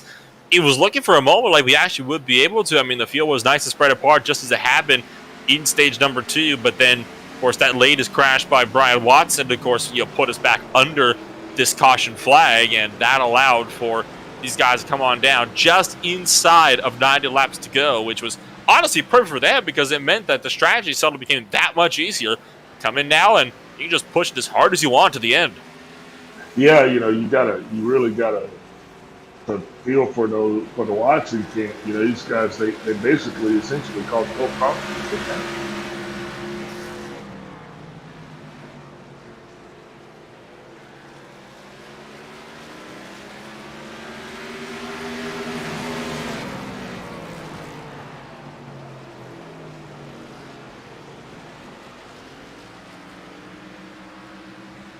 But Jay Watson, the leader, is just continuing to put on a clinic here for us tonight as he stretches his legs again and his feet. And being able to kind of stretch your legs, kicking them up on the dashboard and just be able to relax a little bit is obviously what every driver dreams of, especially at a track that can sometimes be, as chaotic as Martinsville. You don't really get that luxury at so many other tracks where you kind of have to be on it, especially, look at some of the faster tracks. I mean, heck, even the Kansas Speedway 1 week ago, nobody was able to really relax. So far, Josh Watson has kind of been in a league of his own. He's been able to kind of sit back and take it nice and easy so far throughout this race, and it's been smooth sailing for the 0-1 machine. And JBR, they're looking set to finally take another race win here in the Tucson Sound Art Cup Series. And that's got to be comforting for those guys to be able to come out here tonight and put on such a dominating performance. I mean, that one club definitely he has his car on the rail. It absolutely does, and that does not mean there aren't battles elsewhere throughout the racetrack. I mean, there was a bit of a trade on track position between Adamson and Hone, but it's not for position overall, as there's about 4 laps separating them. You still got Chris Johnson trying to close in on Kenny Powell for second and third place as well. The two G&G teammates were kind of having an up and down day. I mean, Chris Johnson was looking to definitely be the faster of those two drivers so far throughout the course of this race, but of course, on that latest restart, got caught napping. That allowed Kenny Powell up for the second place, and so far, Johnson hasn't been able to get close enough to make it, a swap back really a feasible option for them. Yeah, we're not accustomed to this type of racing here at Martinsville. Usually it's a lot more close racing, a lot more banged up, but with such a small field, we actually get a lot longer green flag runs, so it kind of showcases just the guys that have the setups and the cars handling the way they want them to. It's a bit of a nice change, isn't it, compared to what we usually see at a track like Martinsville, where it is just non-stop calamity from start to finish. The very stop-start fashion. I mean, even in the Thursday night race, we saw a few green flag runs, but they were kind of few and far between. You'd get a caution, and you would kind of just be in a start-stop fashion. I remember there was one point in that race, particularly near the end, I think it was in the last 50 laps or so, 3 cautions in a row, didn't even make it one lap. I mean, one time they didn't even make it back to the start-finish line, probably before you already had the caution flag being thrown again. So it goes to show that, Martinsville can be an unpredictable track, and we've had some of those, unpredictable moments, even to the small fielded cars. I mean, look at Brian Watson in this latest wreck. I mean, that wreck really did come out of left field. Nobody saw it coming, especially Jay Hone, who just got blindsided by it, but it allowed for these guys to kind of, work that caution to their advantage, and they were able to get through a full run of pit stops under the yellow flag, and they're not going to be good to go to the end. So I'm pretty sure that was one moment where they wouldn't complain about having that one extra yellow. Yeah, but poor Hone at that, he had it figured out where he would have been the lucky dog. Of course, that provision's gone because he's caught up in the wreck, which totally, at this point, affects his outcome. Yeah, such a shame for, Jay Hone, who was looking so strong earlier in this race. Was looking solid, potentially pick up a top 5 finish if he could just get back on that lead lap and chase down Frank Flores, maybe. Ended up not going his way, though, so it is unfortunate. He'll have to reset, though, and potentially try it again. So Kenny Powell looking to hold on to a second-place finish for now, as even he started to build up a bit of a gap over Chris Johnson, who I think might have just burned his stuff up, trying to potentially chase down spots and regain lost time earlier on. I mean, Chris Johnson hasn't been able to really mount as big of a charge as we've seen in the past trying to go for positions, and I can imagine part of that has to do with the fact that he doesn't necessarily want to run over his own teammate in front of him. And the other thing, too, with such a small field, it actually affects the way the drivers are driving the course, because you don't have as many people to say pace yourself. So if you're out there by yourself, you might run a little hard and then burn your tires up sooner. Whereas with a bigger field, it's gonna keep the speed down, which is gonna save the tires. That's actually a very good point. That's probably why we're seeing, such a major lap time fall off here as we get within, 30, 40 laps into these runs. So that's a very good observation there, actually. And it's one that you don't really take into account, especially on a very tight track such as this. But usually that's something that you would see more more at Bristol Motor Speedway with the high banks over there at the last Spring Coliseum. But it actually would come into play even more so here in Martinsville. Because these corners are so much slower, it stacks up the field that much more. And of course, that isn't present in the 10-car field like this.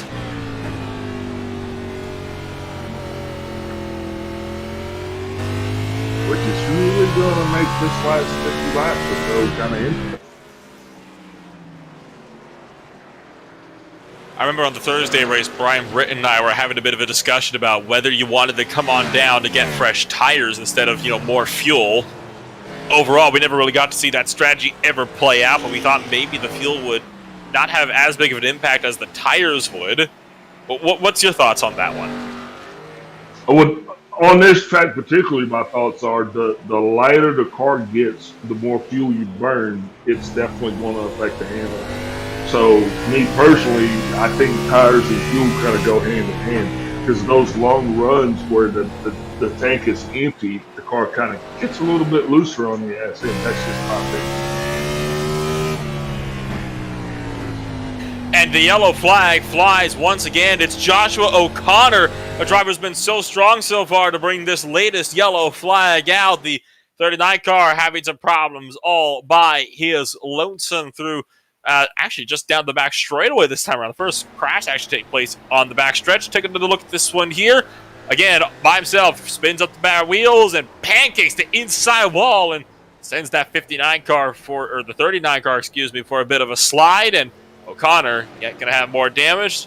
You wonder if this will be a race ender for him. Well, it'll definitely affect one of the contenders. Looking at Powell making that very late call to stay out on track. Everybody else, though, on the lead lap coming on in. So this is going to be an interesting call for Powell if he's actually going to stay out. He's going to be on significantly older tires as a result. 35-lap-old tires compared to all these other guys who are going to have fresh rubber underneath them. As the 38 car gets the wave around. That is a very interesting call by Mr. Powell. We definitely can't wait to see how this plays out, whether he stays out or whether he pits. The 48 and the 8 are in for Sunoco Racing Fuel and some good years. Both 4-tire stops for those two if they come out of pit road, almost the same order as they went in. And Kenny Powell is going to commit to staying out on the racetrack. And with this putting us under caution once again, we're going to take one more step away from this one. Then we'll be back with the final 45 or so laps of racing in just a few moments.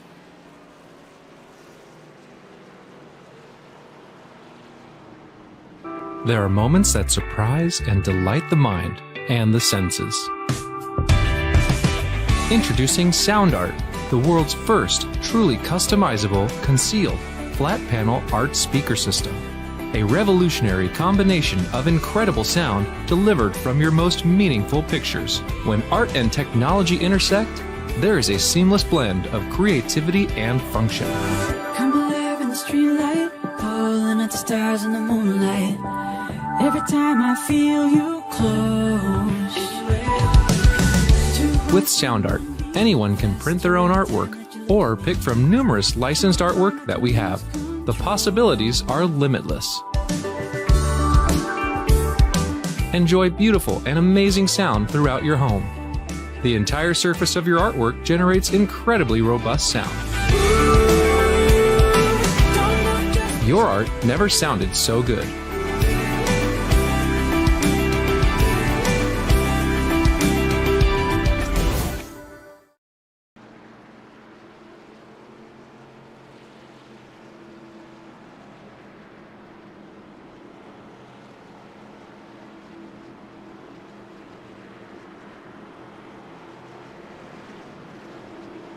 One lap to go under this caution period. It'll be 44 laps to go when we take this green flag. Kenny Powell leads. He's on 35 lap older tires than everybody behind him. So, Al, this restart is about to get crazy. I think we're going to see what we came to see. Pace car's in. Green flag. Kenny Powell takes off on the lead. Good restart. And Josh Watson pulls on the outside line. Chris Johnson trying to find the low line up into turn number 1. Here comes Watson around the outside line trying to charge around Kenny Powell. Going to be side by side for the lead. Chris Johnson trying to find clear in the middle. Oh, he gets into the 0-1. And Johnson gets dumped. Joshua Watson dumped into the outside wall. And the caution flies again. And is that race over for the 0-1? We're going to have to see somebody down at the hauler on this one. That was just intense racing as they go into the turn. Powell doing everything to stave him off of his teammate. They're almost 3-1. Looking at here, Chris Johnson tried to find the inside, just got into that rear bumper of Joshua Watson, and that was a hard hit as Watson pancakes the outside wall with the left-hand side. Bad news for that 0-1 machine.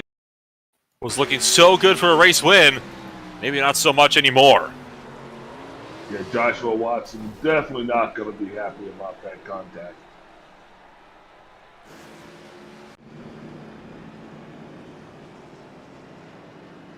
Man, that is terrible news for Joshua Watson, who has major left side damage because of that one. Powell will take the lead, and Chris Johnson picks up second. And oh boy, has it all been kicked into overdrive. We talk about how Martinsville can be a physical racetrack. Let's be honest, sooner or later one of these restarts, something that was bound to happen. I mean, what do we say? Cautions breed cautions. And then here we are. This is a classic example of guys vying for position late in the race, because track position is the most important thing at this stage of the race. Because when you're out front, you're going to be able to dictate the pace of the race. And so it's going to be interesting to see how Powell does with his current situation on tires.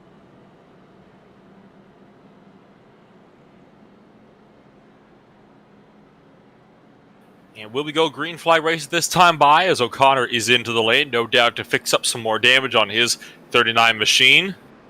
They're already doubled up as if they want to go back racing, and well, we're going to be 2 to green, I believe, this time by, but that's not going to stop them from looking to be double file already. They are anxious to get this thing back underway, aren't they? Yeah, absolutely. It's anybody's race at this point, and I think the drivers can smell the blood in the water. So I think here's a big question at the moment that no doubt is going to be on Chris Johnson's mind for sure.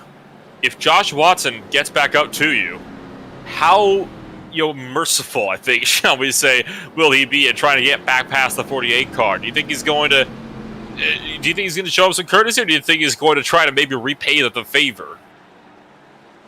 I think he's definitely gonna show him the bumper. I mean, at this point of the race, it would be a racing incident, but yeah, I mean, I definitely believe he will be a little bit more aggressive next time if they come in contact with each other. And 1 lap to green in the hands of Powell, with Johnson second, Adrian Watts third, Flores fourth, Honan fifth. Joshua Watson dumped on that last caution flag. Down to P number 6. Pace car is down to pit road, and it'll be in the hands of Kenny Powell to take us back to green.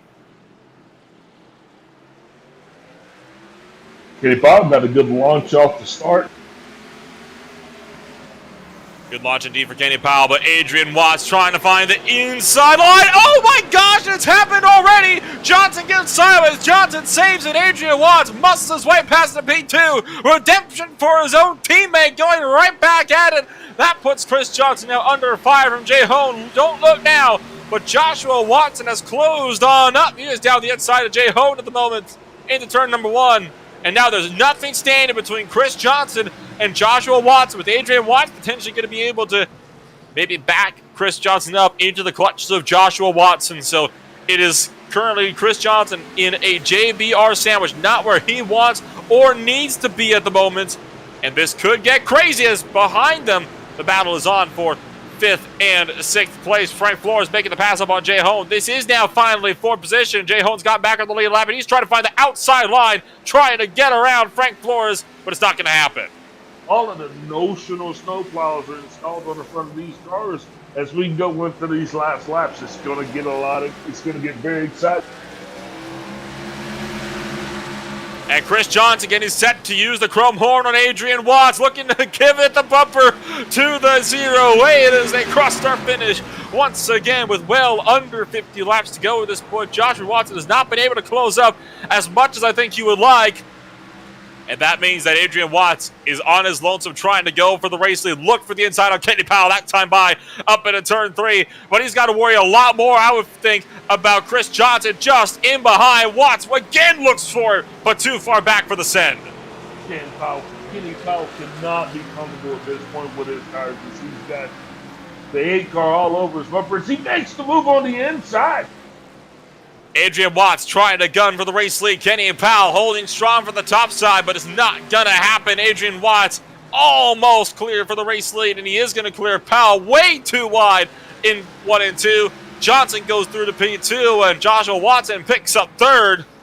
And now, Chris Johnson gets set to try to run down Adrian Watts. Consistently, Johnson has been faster than Adrian Watts throughout these green flag runs. But now that Adrian Watts is in some clean air, you wonder, maybe can that 0-8 car start to pull away? As that 01 car Watson, he's definitely going to put himself back in the hunt. I don't think he's just going to let this go. I believe he's going to hunt that 48 car down. It's just going to make it a little bit more interesting for him. You see Joshua Watson still looking to go on the hunt. Chris Johnson is just a little ways up the road with 29 laps to go this time by. And Johnson giving the bumper to Adrian Watts, trying for the bump and run. Johnson is done waiting around. He is not playing anymore. He wants to go for a way. Locked up for Adrian Watts. Here comes Johnson, sending one up the inside as a result. But Adrian Watts pulls clear from the high side. And as these two are engaged in an epic battle, that 1 car keeps closing the gap. He's going to come in here and make this a 3-way battle for the lead. Thinking that Kenny Powell's decision to stay out on those tires. Oh no! Chris Johnson turns Adrian Watts, and it all comes together. And we're still green. Not for long. The caution flies. Caution's out. Just as I said, we were going to make this a 3-way battle for the lead. We got 3 leaders that made contact all with each other. It's going to be interesting to see who stays out and who plays it out. Will Powell come in, or will we stay out on those old tires? And now both JBR drivers are no doubt going to have Chris Johnson's number. That is now both JBR drivers that Chris Johnson has taken out in his bid to try to go for the race lead. Powell comes down pit road in the 24 car, and he's the only one to do so from the lead lap. Chris Johnson leads, and he's got Joshua Watts with no front clip behind him. Adrian Watts is 3rd, and tell you what, Chris Johnson is going to have to be watching his back. I think we might be seeing Chris Johnson is either going to finish behind them or he's not going to finish at all.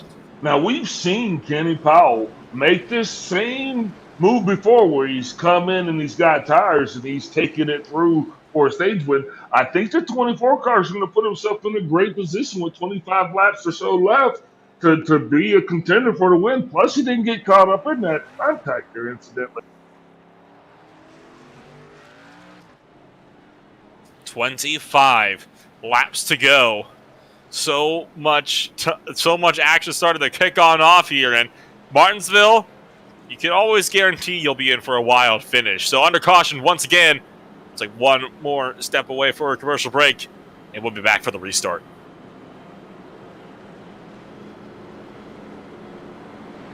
Ow. Ew. Ow. Ew. Want relief from tough pain without the tough taste? Try Goody's Cool Orange. Goody's fast, Goody's delicious, because pain relief shouldn't be a pain to take. Goody's flavors, taking the pain out of pain relief.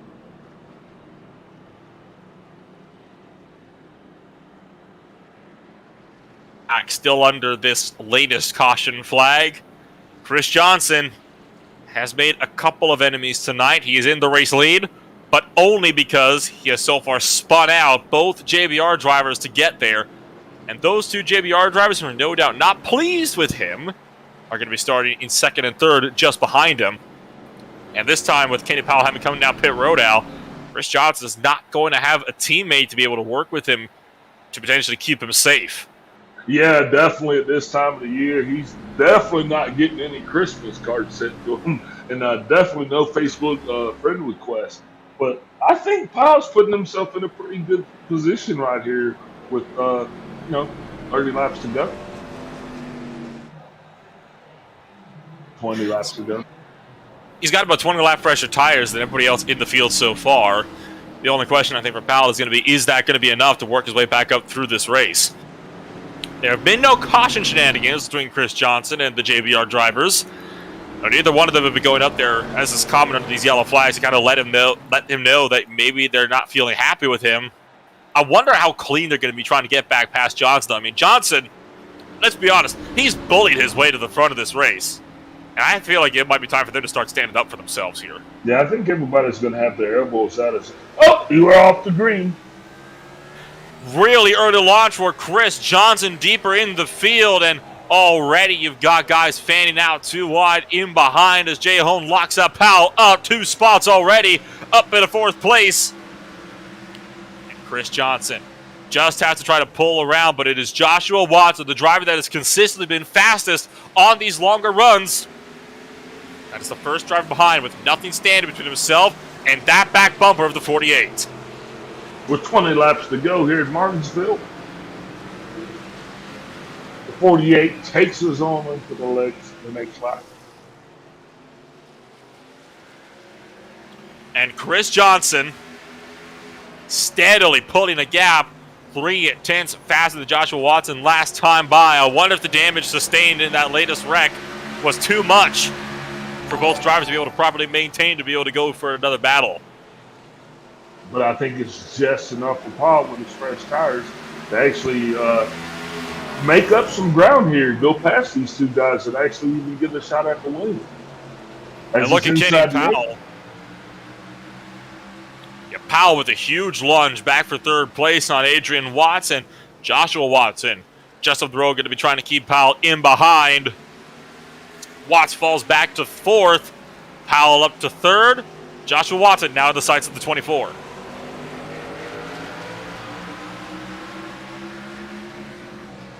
Yeah, Watson's car has definitely seen better days as the 24. Basically looking unscathed as he is going to try to go by the wing car on the inside here. Lunges up the inside. Powell locks up but keeps it out of the 0-1. Pushes wide and almost forces Joshua Watson up and out. Watson's going to lose out a spot potentially to his own JBR teammate of Adrian Watts here down to the turns 3 and 4 as Powell clips 2nd, making the GNG 1-2. And Adrian Watts going to be alongside his teammate in the battle for 3rd down into turns 3 and 4 and clears for 3rd as well out of turn 2. Yeah, these teammates cannot afford to spend too much time battling because that gap the leader has is only going to get bigger. Unfortunately, I think at this point it's way too much for them to be able to run down. I mean, it was 2.5 seconds that last time by. That is almost 1/3 of a lap here in Martinsville. So I think for them it's a bit too little too late. Look back to 5th and 6th, though. Flores and Hone. How many times have we seen these two drivers going side by side? Jay Hone able to keep that. It will lose out on the spot to Frank Flores as Flores works his way up into 5th. Can Jay Hone find the inside? Doesn't look like he will.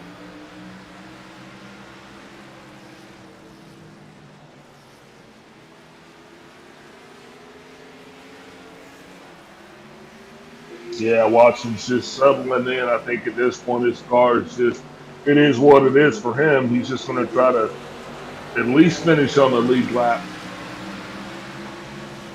And that Joshua Watson losing time to Frank Flores here as well. Joshua Watson going to have to swing wide and let Frank Flores through. Flores is going to be up to 4th place now. As Joshua Watson is hurt bad in that machine. That latest caution was enough to kind of cripple his ride throughout the rest of this race. Look out for Jay Hone, who might try to work his way up, and Bub Watson outside of the top 5 as well.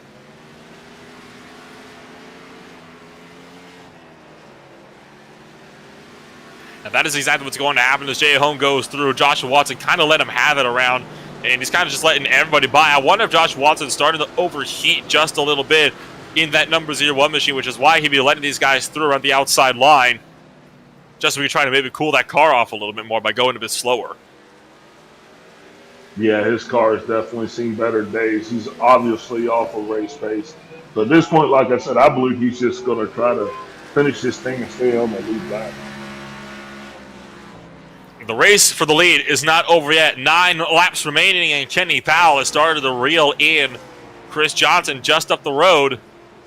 6/10 separated them this last time I had the line. Just 5,000 separated them on their lap times. Kenny Powell still might have a shot at trying to go for a race win around Chris Johnson here.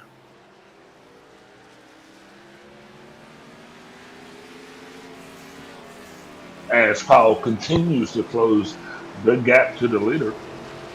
It's going to be interesting to see how hard these teammates fight each other for this. I mean, Kenny Powell is obviously the quicker of these two drivers on that fresh rubber, which is good news for Powell, not so much for Chris Johnson. But that being said, with them being teammates, I doubt Chris Johnson will be wanting to fight it out with Kenny Powell too hard. And I think likewise for Powell, we might not even see them get along side by side.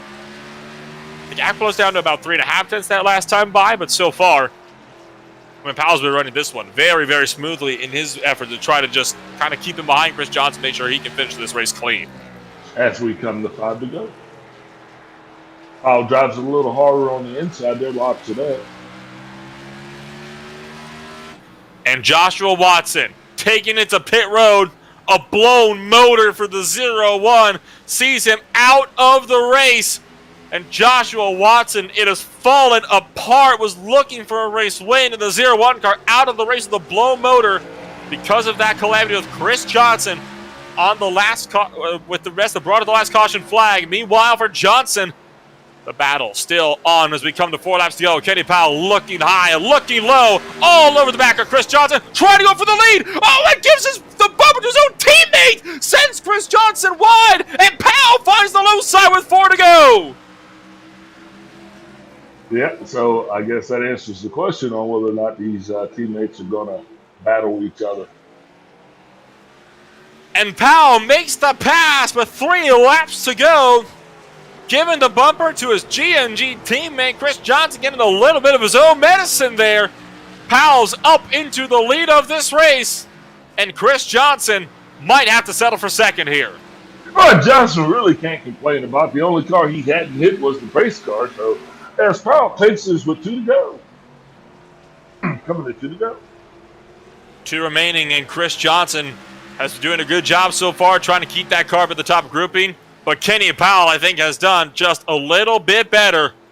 And now, white flag is out. Final time around for the 24.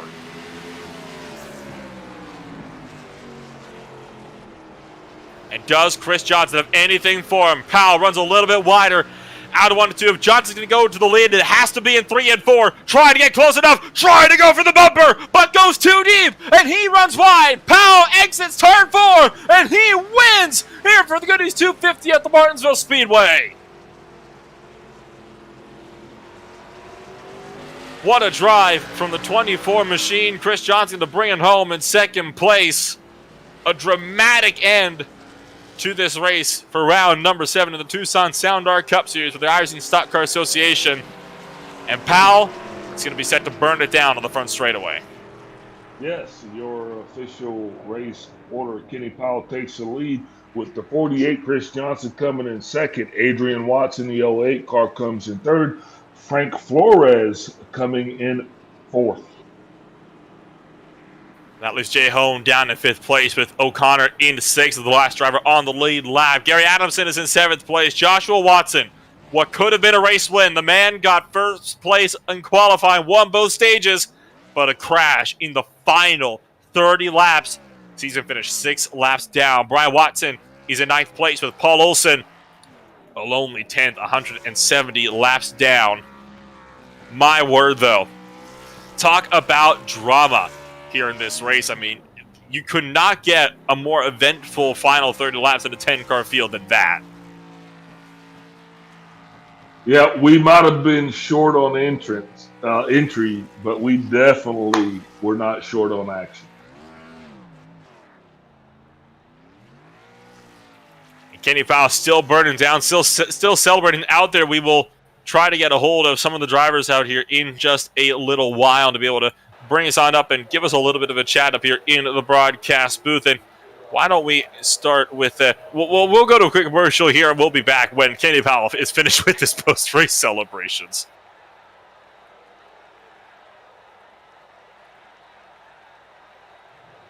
There are moments that surprise and delight the mind and the senses. Introducing Sound Art, the world's first truly customizable, concealed, flat panel art speaker system. A revolutionary combination of incredible sound delivered from your most meaningful pictures. When art and technology intersect, there is a seamless blend of creativity and function. I'm alive in the streetlight, pulling at the stars in the moonlight. Every time I feel you close. With Sound Art, anyone can print their own artwork or pick from numerous licensed artwork that we have. The possibilities are limitless. Enjoy beautiful and amazing sound throughout your home. The entire surface of your artwork generates incredibly robust sound. Your art never sounded so good.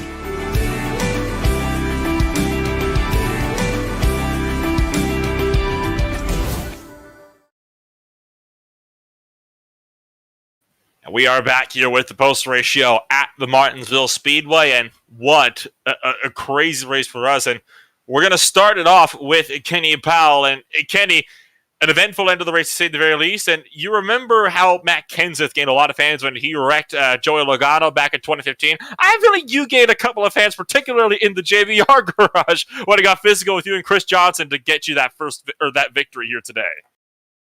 Yeah, I was kind of thinking the same thing to myself. So what was it like for you? I mean, we expected you guys being on the same team to take it a little bit easier. The last thing we expected was to see a bump and run from two teammates, especially for the likes of you guys who usually work so well together.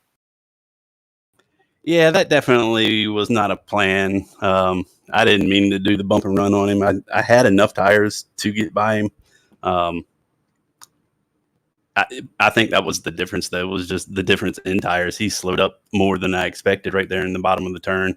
And, yeah, so it was a good bump and run, but not one that I planned. And, of course, you take a look at how this race went. I mean, overall, a lot fewer cautions than the Thursday night race. Did that at all change your strategy throughout the race, or was it kind of just similar to what you had on Thursday? No, definitely big difference. With the Thursday we had unlimited tires. Here we're back to what it should have been with restricted 5 tires. So it was definitely the plan all along to do the first and second stints without pitting, staying on the same set of tires, so that we would have a extra set in the last stage there. And we definitely needed it, or had the opportunity to use both sets in the third stage. I rolled the dice. I was looking, I think when that second to the last caution came out, I was in third, I think. And just looking at my speed, their speeds, I was a third place car, I think. And if we had all been on fresh tires, it would have been a dogfight for that, third position or so. So I rolled the dice and didn't take tires there, thinking I'd take tires later and have freshies, and that was my chance to win the race, and it paid off. Next race comes on up at the Phoenix Raceway. It's, of course, the brand newly scanned Phoenix Raceway, released this just last Thursday. Do you have a plan coming over there to potentially go for another back-to-back win? Phoenix isn't my favorite. The team has a good set for that place. We'll have to see. I haven't put my car on the track yet there. So we'll have to see what kind of set we come up with. But we've generally had good sets there. So, I just need to put some time into it. And hopefully I can get back here in the winner spot. And thank you, Kenny, for taking time out of your night to come up here and join us in the booth. Congrats on a race victory, even though it was a hard-earned one. And best of luck this week at Phoenix then. Thank you, Nolan. And that will move us down to a man who I no doubt is not going to be getting too many Christmas cards for the JBR camp tonight. Chris Johnson joins us up here in the booth. And Chris, I tell you what, you found yourself, I would imagine, in quite a bit of hot water with the JBR crew tonight. Are you kind of at the end of the day? I would say you were a bit lucky that they ended up having so much damage that they weren't able to fight back at you on that restart. Well, with the incident that happened with Joshua, I think though.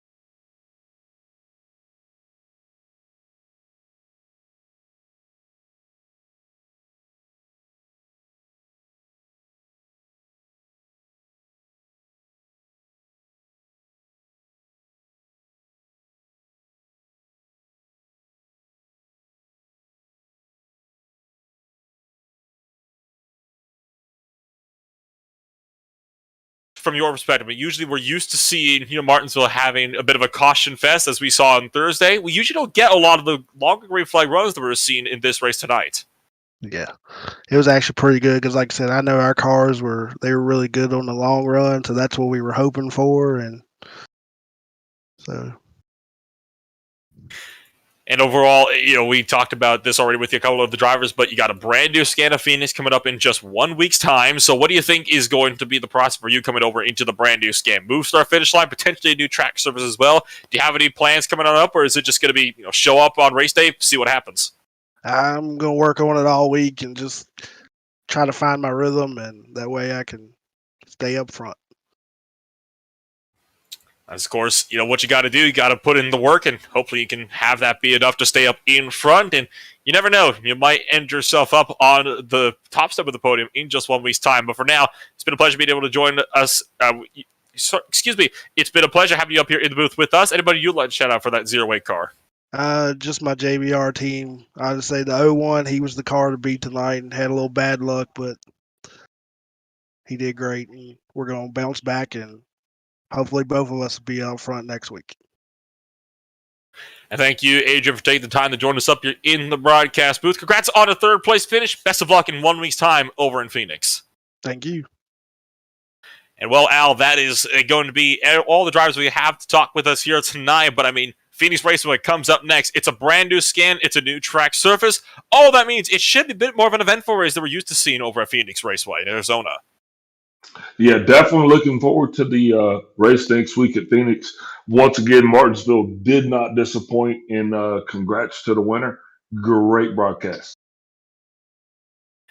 And overall, it has been a fantastic race for us tonight. And If you want to, see more of this, well, stay tuned for just 1 week's time. We go set to go racing back down in Arizona for round number 8. I'm Manolo Rambo with Alfonso Nixon joining me up at the broadcast booth with Rob Melnick down behind the cameras for tonight's race. Thank you for joining us for more racing action for the iRacing Stock Car Association Tucson Sound Art Cup Series. We'll see you all next week down in Phoenix.